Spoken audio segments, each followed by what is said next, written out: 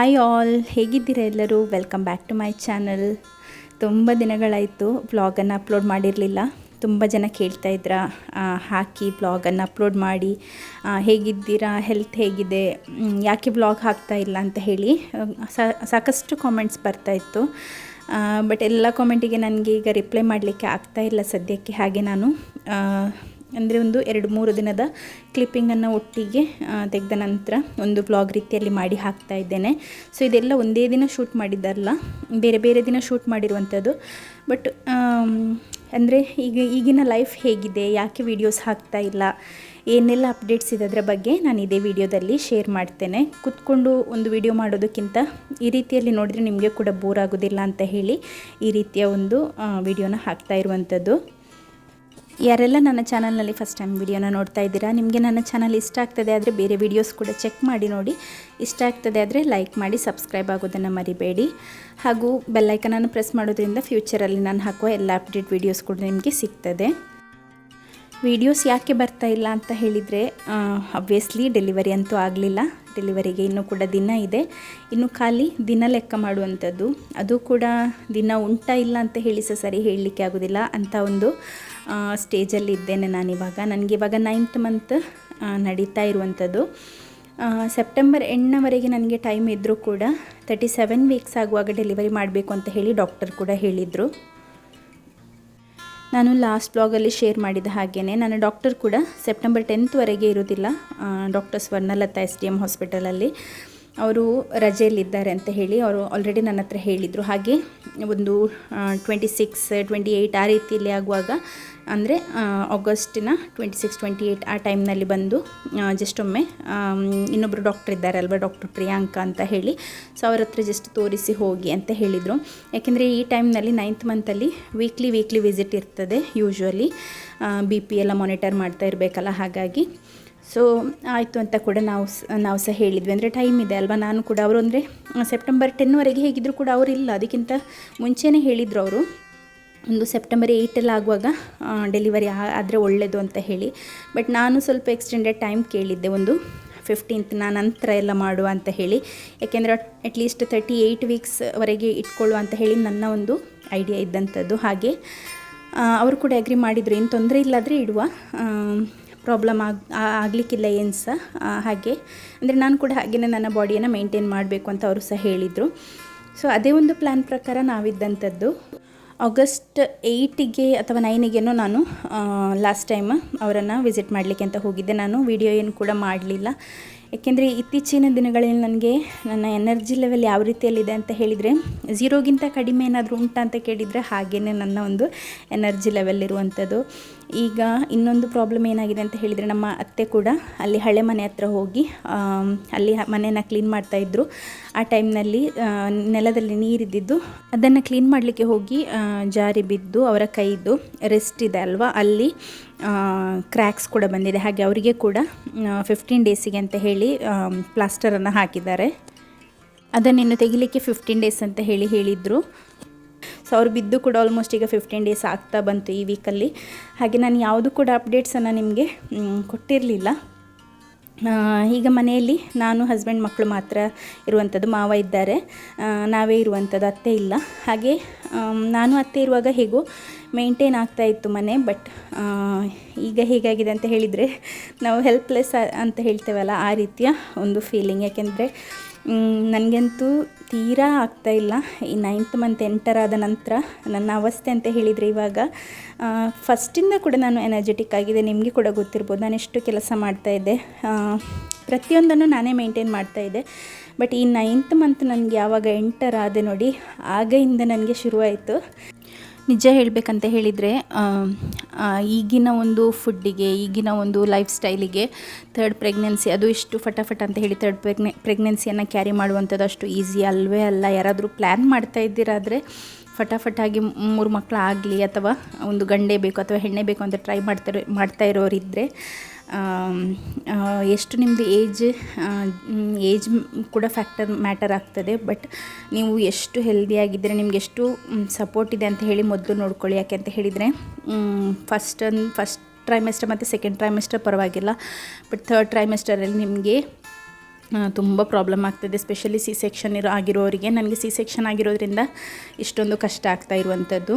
So ಹಾಗೆ ಏನು ಮಾಡೋದಲ್ವ, ಇವಾಗ ಹೇಗೂ ದಿನವನ್ನು ಮುಂದೂಡಲೇಬೇಕು. ಸೆಪ್ಟೆಂಬರ್ ಒಂದು 10th ಹೇಗಾದರೂ ಮಾಡಿ ಮೇಂಟೈನ್ ಮಾಡಬೇಕು ಅಂತ ಹೇಳಿ. ಮತ್ತು ಇವಾಗ ನನಗೆ ಹೆಲ್ಪ್ ಮಾಡಲಿಕ್ಕೆ ಮನೆ ಕೆಲಸ ಎಲ್ಲ ಏನು ಕೂಡ ಮಾಡಲಿಕ್ಕೆ ನನಗೆ ಆಗ್ತಾಯಿಲ್ಲ.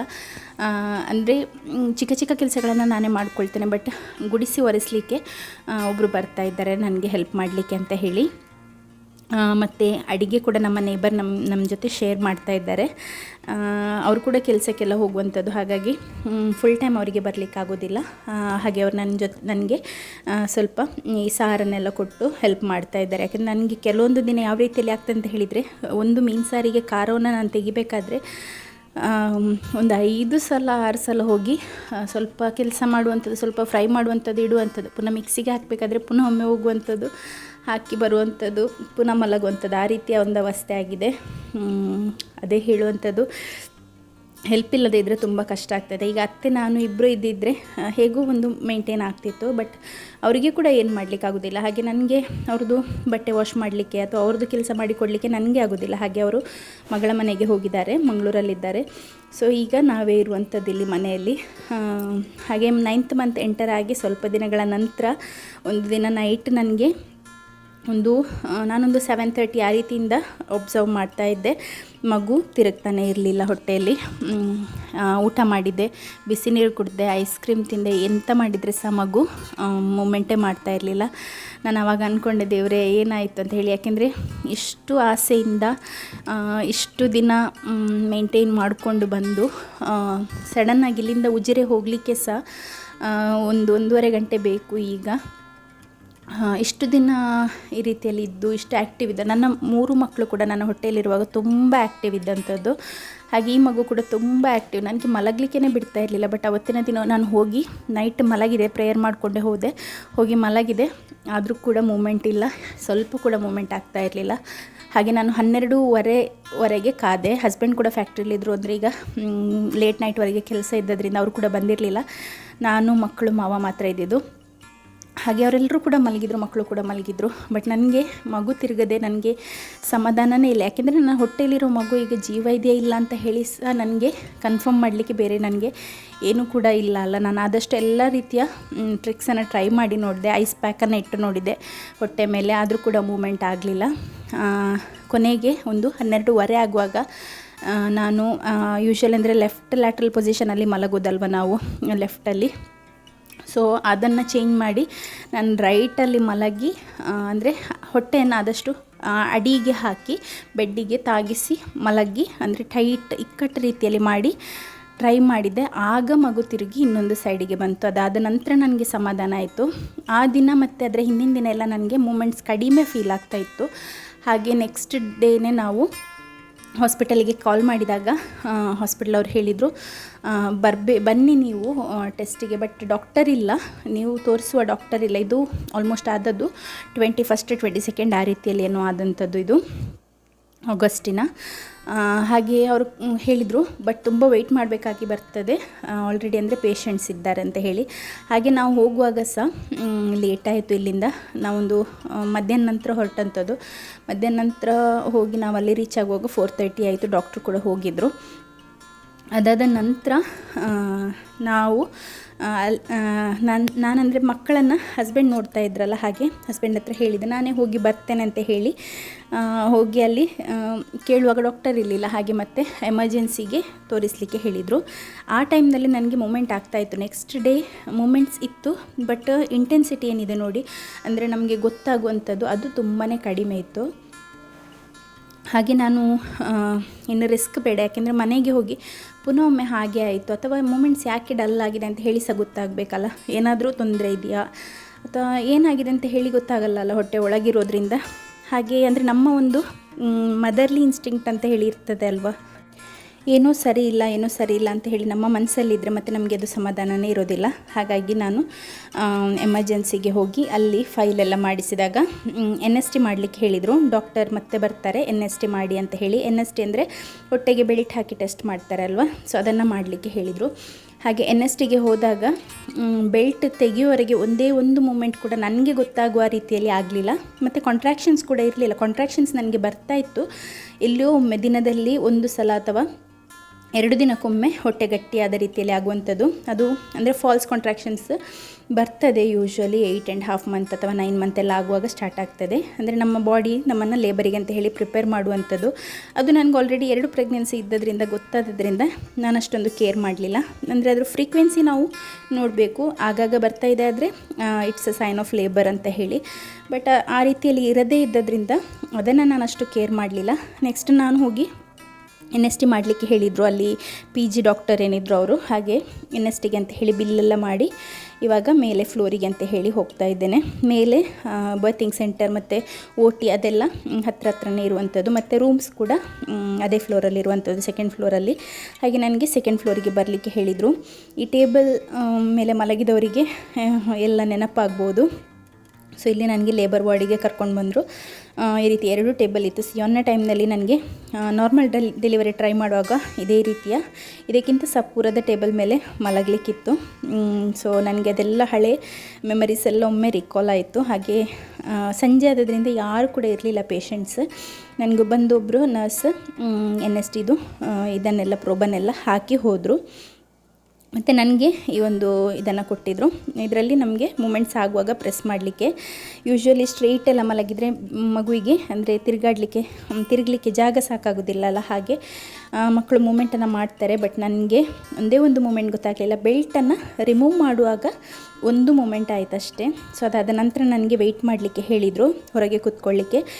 ಡಾಕ್ಟರ್ ಮನೆಗೆ ಹೋಗಿದ್ರು ಆ್ಯಕ್ಚುಲಿ. ಹಾಗೆ ಡಾಕ್ಟರ್ ಬಂದು ನಿಮಗೆ ಕರೀತಾರೆ, ಡಾಕ್ಟರ್ ಬರೋವರೆಗೆ ಕೂತ್ಕೊಳ್ಳಿ ಅಂತ ಹೇಳಿ. ಮತ್ತು ನಾನು ಮಕ್ಕಳನ್ನ ಇಲ್ಲಿಗೆ ಕರೆಸ್ಕೊಳ್ಳಿಲ್ಲ. ಹಸ್ಬೆಂಡಿಗೆ ನಾನು ಆಗ ಏನು ಕೂಡ ಇನ್ಫಾರ್ಮ್ ಕೂಡ ಮಾಡಿರಲಿಲ್ಲ. ನಾನೊಂದು 4:30 ಆಗುವಾಗ ಎಮರ್ಜೆನ್ಸಿಯಿಂದ ಈಚೆ ಬಂದಂಥದ್ದು. ಹಾಗೆ ನಾನಿಲ್ಲಿ ಕೂತ್ಕೊಂಡು ವೆಯ್ಟ್ ಮಾಡ್ತಾ ಇದ್ದೆ ತುಂಬ ಹೊತ್ತು. ಇಲ್ಲಿ ಕೂತ್ಕೊಂಡಾಗ ಕೆಲವೊಂದು ಮೂಮೆಂಟ್ಸ್ ನನಗೆ ಆಗೋದು ಫೀಲ್ ಆಗ್ತಾಯಿತ್ತು. ಬಟ್ ಮಗು ಅಂದರೆ ಪರವಾಗಿಲ್ಲ, ಮೂಮೆಂಟ್ ಇದೆ. ಆದರೆ ಏನಾದರೂ ಹೆಚ್ಚು ಕಮ್ಮಿ ಆಗಿದೆ. ಯಾಕೆಂದರೆ 1 ತಿಂಗಳಾಯಿತು, ಗ್ರೋತ್ ಸ್ಕ್ಯಾನ್ ಕೂಡ ಕೊಡಲಿಲ್ಲ. ನಾನು ಈ ಪ್ರೆಗ್ನೆನ್ಸಿಯಲ್ಲಿ ಟೆಸ್ಟ್ಗಳು ಮತ್ತು ಸ್ಕ್ಯಾನ್ಗಳು ಯಾವುದು ಕೂಡ ಕರೆಕ್ಟ್ ಟೈಮಲ್ಲೇ ಆಗ್ತಾಯಿಲ್ಲ. ಏನಂತಲೇ ಗೊತ್ತಿಲ್ಲ. ಯಾಕೆಂದರೆ ಕರೆಕ್ಟ್ LMP ಗೊತ್ತಿಲ್ಲದೇ ಇರೋದ್ರಿಂದನಾ ಅಥವಾ ಬೇರೆ ಏನಾದರೂ ಪ್ರಾಬ್ಲಮ್ಮ ಏನಂತಲೇ ಗೊತ್ತಿಲ್ಲ. ಹಾಗೆ ಯಾವುದು ಕೂಡ ಕರೆಕ್ಟ್ ಟೈಮಲ್ಲಿ ಅಂತ ಆಗಲಿಲ್ಲ. ಹಾಗೆ ಡಾಕ್ಟರ್ ಹೇಳಿದ್ರಂತೆ NSTಯಲ್ಲಿ ಅಂದರೆ ಮೂಮೆಂಟ್ಸ್ ಯಾವುದೂ ಆಗದೇ ಇದ್ದದ್ರಿಂದ ಒಂದು ಬಾಟಲ್ ಅಂದರೆ ಇದು ಸಲೈನ್ ಹಾಕಲಿಕ್ಕೆ ಹೇಳಿದರು. ಹಾಗೆ ಅದಕ್ಕೋಸ್ಕರ ಅಂತ ಹೇಳಿ ಈಗ ಕ್ಯಾನುಲ ಹಾಕಲಿಕ್ಕೆ ನೋಡಿದರೆ ನಂದು ವೇಯ್ನೇ ಸಿಗ್ತಾ ಇರಲಿಲ್ಲ. ಚುಚ್ಚಿ ನೆಕ್ಸ್ಟ್ ದಿನ ನೋಡುವಾಗ ಕೈಯೆಲ್ಲ ಕಪ್ಪು ಕಪ್ಪಾಗಿತ್ತು. ಒಂದು 3-4 ಪಾಯಿಂಟಿಗೆ ಚುಚ್ಚಿದ್ರು. ಎಲ್ಲಿ ಚುಚ್ಚಿದ್ರೆ ಸಹ ವೇಯ್ನ್ ಅಂದರೆ ನಾನು ಮಧ್ಯಾಹ್ನ 1:00 ಮನೆಯಿಂದ ನಾವು ಇಲ್ಲಿಂದ 1:00 ಹೊರಟದ್ದು. ಕೇಕ್ ಎಲ್ಲ ಡೆಲಿವರಿ ಕೊಡಲಿಕ್ಕಿತ್ತು. ನಾನಂದರೆ 4-5 ಕೇಕ್ ಕೂಡ ಡೆಲಿವರಿ ಇತ್ತು ನನಗೆ. ಆ ಟೈಮ್ನಲ್ಲಿ ಅಂದರೆ ಆಲ್ರೆಡಿ ತಗೊಂಡು ಆರ್ಡರ್ ಆದದ್ರಿಂದ ನನಗೆ ಬಿಡಲಿಕ್ಕಾಗೋದಿಲ್ಲ ಅಲ್ಲ. ಹಾಗೆ ಸಡನ್ನಾಗಿ ಅವರಿಗೆ ಹೇಳಲಿಕ್ಕೆ ಸಹ ಆಗೋದಿಲ್ಲ. ಹಾಗೆ ನಾನು ಅದನ್ನೆಲ್ಲ ಮಾಡಿ ಹೊರಟಂಥದ್ದು. 1:00 ನಾನು ಗಂಜಿ ಊಟ ಮಾಡಿ ಮನೆಯಿಂದ ಹೊರಟದ್ದು. ಅದ ನಂತರ ಏನೂ ತಿಂದಿರಲಿಲ್ಲ ಅಲ್ಲ. ಎವ್ರಿ 2 hours ಅಥವಾ 1.5 hour ಏನಾದರೂ ತಿನ್ನಬೇಕು. ಹಾಗೆ ಮತ್ತು ನನಗೆ ಸ್ವಲ್ಪ ಶುಗರ್ ಕೂಡ ಲೋ ಆಗೋದ್ರಿಂದ ಒಳಗೆ ಬಂದ ನಂತರ ಏನು ತಿನ್ನಲಿಕ್ಕೆ ಹೋಗೋದು, ಅಲ್ಲಿ ಬಿಲ್ ಮಾಡಿ ಇಲ್ಲಿ ಬಿಲ್ ಮಾಡಿ ಅಂತ ಹೇಳಿ ಕಳಿಸ್ತಾಯಿದ್ರು. ಹಾಗೆ ನಂದು ವೇಯ್ನ್ಸ್ ಕೂಡ ಕಾಣ್ತಾ ಇರಲಿಲ್ಲ. ಮತ್ತು ತುಂಬ ಟ್ರೈ ಮಾಡಿ ಲಾಸ್ಟಿಗೆ ಒಮ್ಮೆ ಆದ ನಂತರ ವೇಯ್ನ್ ಸಿಕ್ಕ ನಂತರ 1 ಬಾಟಲ್ ಅಂದರೆ ರಶಲ್ಲಿ ಸಲೈನನ್ನು ಕೊಟ್ಟರು. ಅಂದರೆ ಫಾಸ್ಟಾಗಿ ಹೋಗಲಿಕ್ಕೆ, ಅಂದರೆ ಡಿಹೈಡ್ರೇಷನ್ ಏನಾದರೂ ಇದ್ದರೆ ಅಂತ ಹೇಳಿ ಆ ರೀತಿಯಲ್ಲಿ ಕೊಟ್ಟರು. ಸಲೈನ್ 1 ಬಾಟಲ್ ಹೋದ ನಂತರ ಮತ್ತೆ ಮಗು ತಿರುಗಲಿಕ್ಕೆ ಸ್ಟಾರ್ಟ್ ಆಯಿತು ಹೊಟ್ಟೆಯಲ್ಲಿ. ನಾನು ಆಗಾಗ ತಿಂತಾನೆ ಇರ್ತೀನಿ. ಆದರೂ ಕೂಡ ಏನಾಗ್ತದೆ ಅಂತ ಹೇಳಿದರೆ ಸ್ವಲ್ಪ ಟೈಮ್ ಗ್ಯಾಪ್ ಬಿಟ್ಟ ಕೂಡಲೇ ಅಂದರೆ ಕೆಲಸ ಮಾಡ್ತಾ ಇರ್ತೇವೆ ಅಲ್ವಾ ನಾವು. ಅಂದರೆ ಒಂದು ಗಳಿಗೆ ಕೂಡ ಕೂತ್ಕೊಂಡು ಅಂತ ಹೇಳಿ ನಮಗೆ ಅಂದರೆ ಅಭ್ಯಾಸನೇ ಇಲ್ಲ. ಹಾಗೆ ಎಷ್ಟು ಕೂತ್ಕೊಳ್ಳಿಕ್ಕೆ ನೋಡಿದರೆ ಸಹ ಏನಾದರೂ ಒಂದು ಕೆಲಸ ಇರ್ತದೆ, ಅಟ್ಲೀಸ್ಟ್ ಮಕ್ಕಳದಾದರೂ ಕೆಲಸ ಇರ್ತದೆ. ಹಾಗೆ ಅಂತ ಹೇಳಿ ಎನರ್ಜಿ ಡ್ರೈನ್ ಆಗ್ತಾನೆ ಇರ್ತದೆ. ಅದೇ ರೀತಿಯಲ್ಲಿ ನಾವು ತಿನ್ನಲಿಕ್ಕೆ ಕೂಡ ತಿನ್ನಬೇಕಲ್ವ. ಇವತ್ತು ಹೋಗಲಿಕ್ಕಿತ್ತು ಅಂತ ಹೇಳಿ ಫಟಾಫಟ್ ಅಂತ ಅದೇ ನಾನು ಆ್ಯಕ್ಚುಲಿ ಬೀನ್ಸ್ ಎಲ್ಲ ಕಟ್ ಮಾಡ್ತಾ ಇದ್ದೆ ಅಲ್ಲ. ಹಾಗೆ ಬೀನ್ಸನ್ನು ನಾನು ಪಲ್ಯದ ರೀತಿಯಲ್ಲಿ ಮಾಡಿ ಗಂಜಿಯನ್ನು ಮಾಡಿದ್ದೆ. ಈಗೆಲ್ಲ ಒಂದೇ ರೀತಿಯ ಯಾವುದಾದ್ರೂ ಒಂದು ರೀತಿಯ ಸಾರು ಮಾಡುವಂಥದ್ದು. ಯಾಕೆಂದರೆ ಹೊಟ್ಟೆಗೊಂದು ತಿಂದರೆ ಆಯಿತು, ಅಂದರೆ ಬೇರೆ ಟೈಪ್ ಇದು ಬೇಕಂತ ಇಲ್ಲ, ಆ ರೀತಿಯ ಒಂದು ಅವಸ್ಥೆ ಆಗಿದೆ.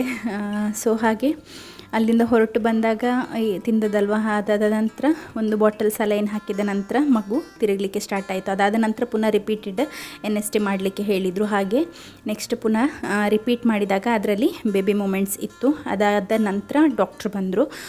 ಡಾಕ್ಟ್ರ್ ಬರುವಾಗ 7 ಎಲ್ಲ ಆಗಿದೆ. ಸೊ 7 ಆಗುವಾಗ ಡಾಕ್ಟರ್ ಬಂದು ಒಂದು ಸ್ಕ್ಯಾನನ್ನು ಮಾಡಿದರು. ಅಲ್ಲೇ ಲೇಬರ್ ವಾರ್ಡಲ್ಲೇ ಒಂದು ಸ್ಕ್ಯಾನಿಂಗನ್ನು ಮಾಡಿ ನೋಡಿದರು ಮಗುವಿದು ವೆಯ್ಟ್ ಎಷ್ಟಿದೆ ಮತ್ತು ಫ್ಲೂಯಿಡ್ ಕರೆಕ್ಟ್ ಇದೆಯಾ ಅಂತ ಹೇಳಿ. ಅಂದರೆ ಫ್ಲೂಯಿಡ್ ಅಂದರೆ ಮಗುವಿನ ಸುತ್ತ ಇರುವಂಥ ನೀರೆಲ್ಲ ಸರಿ ಇದೆ ಅಂತ ಹೇಳಿ ನೋಡಿದರು. ಇಷ್ಟೆಲ್ಲ ಆಗುವಾಗ ಹಸ್ಬೆಂಡಿಗೆ ಗೊತ್ತೇ ಇಲ್ಲ. ನಾನು ಮತ್ತೆ ಅವರಿಗೆ ಜಸ್ಟ್ ಒಂದು ವಿಡಿಯೋನ ತೆಗೆದು ಕಳಿಸ್ದೆ. ಈ ರೀತಿಯಲ್ಲಿ ಹೀಗೆ ಮಗು ತಿರುಗ್ತಾ ಇಲ್ಲಲ್ಲ, ಹಾಗೆ ಈ ರೀತಿ ಒಂದು ಬಾಟಲನ್ನು ಹಾಕಲಿಕ್ಕೆ ಹೇಳಿದ್ದಾರೆ. ಅದಾದ ನಂತರ ನಾನು ಬರ್ತೇನೆ, ಮಕ್ಕಳು ಅಲ್ಲೇ ಇರಲಿ ಅಂತ ಹೇಳಿ. ಸೊ ಹಾಗೆ ಇದೆಲ್ಲ ಆದ ನಂತರ ಸ್ಕ್ಯಾನ್ ಮಾಡಿದರು. ಸ್ಕ್ಯಾನ್ ಮಾಡುವಾಗ ಮಗುವಿದು ವೆಯ್ಟ್ ಆಲ್ಮೋಸ್ಟ್ 2.4 kg ಹತ್ರ ಉಂಟು. ವೆಯ್ಟೆಲ್ಲ ಒಳ್ಳೆಯದಿದೆ. ಮಗುವಿಗೆ ಬ್ಲಡ್ ಫ್ಲೋ ಕೂಡ ಕರೆಕ್ಟಾಗಿ ಹೋಗ್ತಾ ಇದೆ. ಏಕೆಂದರೆ ಕೆಲವೊಮ್ಮೆ ಪ್ಲಸೆಂಟಾ ಅಂದರೆ ನಮ್ಮ ಯೂಟ್ರಸ್ ಇದು ವಾಲಿಂದ ಬಿಚ್ಚಿ ಬಂದ ಹಾಗೆ ಆಗುವಂಥದ್ದು, ಅಥವಾ ಬ್ಲಡ್ ಫ್ಲೋ ಕರೆಕ್ಟ್ ಹೋಗದೇ ಇರೋದೆಲ್ಲ ಇರುವಾಗ ಮಗು ಆ ರೀತಿಯಲ್ಲಿ ಮೂಮೆಂಟ್ಸ್ ಕಡಿಮೆ ಮಾಡುವಂಥದ್ದು. ಹಾಗಾಗಿ ನಾವು ವೆಯ್ಟ್ ಮಾಡಲಿಕ್ಕೆ ಹೋಗಬಾರ್ದು. ನಮಗೆ ಹಾಸ್ಪಿಟಲ್ ದೂರ ಇರೋದ್ರಿಂದ ನಾನು ರಿಸ್ಕ್ ತಗೊಳ್ಳಿಲ್ಲ. ಹಾಗೆ ಬಂದು NST ಎಲ್ಲ ಮಾಡಿ ಸ್ಕ್ಯಾನ್ ಕೂಡ ಮಾಡಿದರು. ಸ್ಕ್ಯಾನ್ ಮಾಡಿ ಹೇಳಿದರು. ಈಗ ಅಂದರೆ ನನಗೆ ಆಗ ಆಲ್ಮೋಸ್ಟ್ 32 ವೀಕ್ಸ್ ಅಥವಾ 33 ವೀಕ್ಸ್ ಆ ರೀತಿಯಲ್ಲಿ ಏನೋ ಇದ್ದಂಥದ್ದು. ಈಗ ನನಗೆ 36th ವೀಕ್ ನಡೀತಾ ಇರುವಂಥದ್ದು. ಸೊ ಹಾಗೆ ಆ ಟೈಮ್ನಲ್ಲಿ ಡಾಕ್ಟ್ರ್ ಹೇಳಿದರು, ಇದು ಕೆಲವೊಮ್ಮೆ ಹೇಳಲಿಕ್ಕಾಗೋದಿಲ್ಲ, ಪ್ರೀಟರ್ಮ್ ಲೇಬರ್ ಕೂಡ ಆಗಿರ್ಬೋದು. ಹಾಗಾಗಿ ನೀವು ಮಗುವಿನ ಲಂಗ್ಸ್ ಮೆಚ್ಯೂರ್ ಆಗಲಿಕ್ಕೆ ಇಂಜೆಕ್ಷನನ್ನು ಕೊಡ್ತಾರೆ, ಸ್ಟಿರಾಯ್ಡ್ ಇಂಜೆಕ್ಷನ್ 2 ಡೋಸ್. ಸೊ ಅದನ್ನು ಕೂಡ ತಗೊಳ್ಳಿ ಹೇಳಿದರು. ಹಾಗೆ 1 ಡೋಸ್ ಇಂಜೆಕ್ಷನನ್ನು ಅವತ್ತೇ ನನಗೆ ಅಲ್ಲಿ ಹಾಸ್ಪಿಟಲಲ್ಲಿ ಕೊಟ್ಟರು. ನೆಕ್ಸ್ಟ್ ಡೋಸನ್ನು ಇಲ್ಲೇ ಲೋಕಲಲ್ಲಿ ತಗೊಳ್ಳಿಕ್ಕೆ ಅಂತ ಹೇಳಿ ಮೆಡಿಸಿನ್ ವಿತ್ ಸಿರಿಂಜನ್ನು ಕೊಟ್ಟಿದ್ದರು. ಹಾಗೆ ನಂದು ಇವಾಗ 2 ಡೋಸ್ ಕೂಡ ಸ್ಟೆರಾಯ್ಡ್ ಇಂಜೆಕ್ಷನ್ ಇದು ಆಗಿದೆ. ಮಗುವಿನ ಲಂಗ್ಸ್ ಡೆವಲಪ್ಮೆಂಟಿಗೆ ಅಂತ ಹೇಳಿ ಕೊಡುವಂಥ ಒಂದು ಇಂಜೆಕ್ಷನ್ ಅದು. ಡೇಲನ್ನ ಟೈಮಲ್ಲಿ ಕೂಡ ತಗೊಂಡಿದ್ದೆ ನಾನು. ಹಾಗಂದರೆ 38 ವೀಕಿಗೆ ನಾನು ತಗೊಂಡದ್ದು. ಬಟ್ ಈ ಸಲ ಅಲ್ಲಿ ತಗೊಂಡದ್ದು, ಯಾಕಂದರೆ ಅಲ್ಲಿ ಲೇಬರ್ ಏನಾದರೂ ಇದ್ದರೆ, ಅಂದರೆ ಮಗುವಿನ ವೆಯ್ಟ್ ಕೂಡ ಜಾಸ್ತಿ ಇದೆ ಮತ್ತು ಮೂಮೆಂಟ್ಸ್ ಗೊತ್ತಾಗ್ತಾ ಇರಲಿಲ್ಲ ಅಂತ ಹೇಳಿದರೆ ಮಗು ಡ್ರಾಪ್ ಆಗಿದೆ. ಹಾಗಾಗಿ ಅಂದರೆ ವೆಯ್ಟ್ ಜಾಸ್ತಿ ಉಂಟು, ಯೂಟ್ರಸ್ಸಿಗೆ ಅಷ್ಟೊಂದು ಬಲ ಇರೋದಿಲ್ಲ ಅಲ್ಲ. ಹಾಗೆ ನನಗೆ ಇವಾಗ ಕಂಪ್ಲೀಟ್ ರೆಸ್ಟ್ ಮಾಡಲಿಕ್ಕೆ ಕೂಡ ಹೇಳಿದ್ರು ಡಾಕ್ಟ್ರ್. ನಿಮ್ಮದು ಕೆಲಸ ಜಾಸ್ತಿ ಆಗ್ತದೆ ಅಂತಲೇ ನನ್ನ ಹತ್ರ ಫಸ್ಟ್ ಅವ್ರು ಹೇಳಿದಂಥದ್ದು. ಹಾಗೆ ಇವಾಗ ಆದಷ್ಟು ರೆಸ್ಟ್ ಮಾಡುವಂಥದ್ದು ನಮಗೆ. ಅಂದರೆ ಪರ್ಮನೆಂಟಾಗಿ ಅಂದರೆ ಬಟ್ಟೆ ಎಲ್ಲ ನಮಗೆ ವಾಶ್ ಮಾಡಲಿಕ್ಕೆ ಎಲ್ಲ ನಾವು ಒಬ್ಬರನ್ನ ಎಕ್ಸ್ಪೆಕ್ಟ್ ಮಾಡಿದ್ವಿ, ಬಟ್ ಅವರು ಆಗೋದಿಲ್ಲ ಹೇಳಿದರು. ಹಾಗೆ ಇವಾಗ ಬೇರೆಯವ್ರನ್ನ ಕೂಡ ಹುಡುಕ್ತಾ ಇದ್ದೇವೆ, ಇಲ್ಲಿ ಯಾರಾದರೂ ಲೋಕಲಲ್ಲಿ ಯಾರಾದರೂ ಸಿಕ್ಕಿದರೆ ಆಗ್ತದೆ ಅಂತ ಹೇಳಿ. ಸೊ ಇಷ್ಟು ಈ ಸಲದ ಹೆಲ್ತ್ ಅಪ್ಡೇಟ್. ಇನ್ನು ಯಾವಾಗ ಡೆಲಿವರಿ ಅಂತ ಹೇಳಿ ಇಲ್ಲ, ಆಯಿತಾ. ವಾಟರ್ ಬ್ರೇಕ್ ಆದರೆ ಅಥವಾ ಬ್ಲೀಡಿಂಗ್ ಏನಾದರೂ ಆದರೆ ಇಮಿಡಿಯೇಟ್ಲಿ ಬರಲಿಕ್ಕೆ ಹೇಳಿದ್ದಾರೆ. ಇದೇ ಡೇಟ್ ಅಂತ ಇಲ್ಲ ನನಗೆ ಇವಾಗ. ನನ್ನ ಪ್ರಕಾರ ಅಂದರೆ ನಾನು ಅಷ್ಟು ದಿನ ತನಕ ಕ್ಯಾರಿ ಮಾಡಲಿಕ್ಕೆ ಆಗ್ತದೆ ಆದರೆ ನನಗೆ ಒಂದು ಸೆಪ್ಟೆಂಬರ್ 15th ಆ ರೀತಿಯಲ್ಲಿರ್ಬೋದು ಡೆಲಿವರಿ. ಬಟ್ ಇಲ್ಲಾದರೆ ಯಾವಾಗ ಯಾವ ದಿನ ಅಂತ ಹೇಳಲಿಕ್ಕಾಗೋದಿಲ್ಲ. ಇನ್ನೂ ಕೂಡ ಹಾಸ್ಪಿಟಲ್ ಬ್ಯಾಗು ಫುಲ್ಲಾಗಿ ಪ್ರಿಪೇರ್ ಆಗಲಿಲ್ಲ, ಮಾಡ್ತಾ ಇದ್ದೇನೆ. ಸೊ ಎಲ್ಲರೂ ಕೂಡ ಪ್ರೇಯರ್ ಮಾಡಿ ಆದಷ್ಟು ಫುಲ್ ಟೈಮ್ವರೆಗೆ, ಅಂದರೆ ಅಟ್ಲೀಸ್ಟ್ 37 ವೀಕ್ಸ್ವರೆಗೆ ನನಗೆ ಕ್ಯಾರಿ ಮಾಡಲಿಕ್ಕೆ ದೇವರು ಶಕ್ತಿಯನ್ನು ಕೊಡಲಿ ಅಂತ ಹೇಳಿ, ಮಗು ಕೂಡ ಹೆಲ್ದಿಯಾಗಿ ಹುಟ್ಟಲಿ ಅಂತ ಹೇಳಿ. ಇದೊಂದು ಜಸ್ಟ್ ಅಪ್ಡೇಟ್ ಕೊಟ್ಟಂತಹ ವ್ಲಾಗ್. ಹಾಗೆ ನಿಮ್ಗೆ ಯಾರಿಗಾದರೂ ಮೂಮೆಂಟ್ಸ್ ಎಲ್ಲ ಕಡಿಮೆ ಫೀಲ್ ಆಗ್ತಾ ಇದ್ದರೆ ಇಮಿಡಿಯೇಟ್ ಡಾಕ್ಟ್ರ್ ಹತ್ರ ಹೋಗಿ. ನೂರಾರು ರೀಸನ್ಸ್ ಇರ್ತದೆ, ನಮಗೆ ಗೆಸ್ ಮಾಡಲಿಕ್ಕಾಗದಿರುವಂಥ ರೀಸನ್ ಕೂಡ ಕೆಲವೊಮ್ಮೆ ಇರ್ತದೆ. ನಮಗೆ ಏನಿದ್ರು ಕೂಡ ಬೇಬಿ ಮೇಯ್ನ್ ಅಲ್ವಾ, ಇಷ್ಟು ತನಕ ಕ್ಯಾರಿ ಮಾಡಿ ಮತ್ತೆ ಏನಾದರೂ ಆದರೆ ಆ ದುಃಖ ಸಹಿಸಲಿಕ್ಕಾಗಲ್ಲ. ಸೊ ಇಷ್ಟೇ ಇವತ್ತಿನ blog. Thanks for watching. Bye.